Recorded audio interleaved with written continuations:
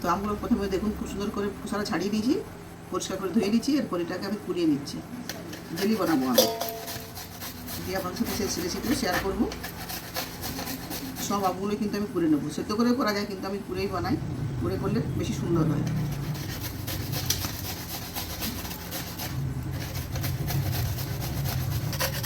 একটু কষ্ট হয়, সময় লাগে, কিন্তু এইভাবে যদি করা যায় আমের জেলি, তাতে কিন্তু খেতে কিন্তু খুব সুন্দর লাগে। কি বড় বড় আমগুলো দেখছেন বন্ধুরা, এটা আমার গাছের আম কিন্তু সমস্ত গাছের আম দিয়ে করছি। আমরা খেতে কাঁচাতে খুব টক, পাকলে কিন্তু ভীষণই মিষ্টি লাগে আমি।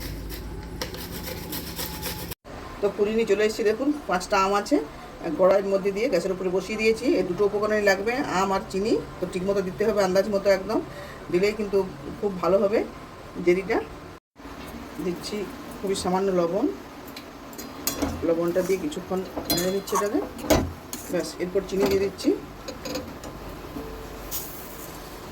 2 বাটির মতো দিচ্ছি চিনি। এর কালার কিছুই ব্যবহার করবো না, এই ফুটিয়ে ফুটিয়ে সুন্দর একটা রঙ চলে আসবে, দিলে রেডি হয়ে যাবে।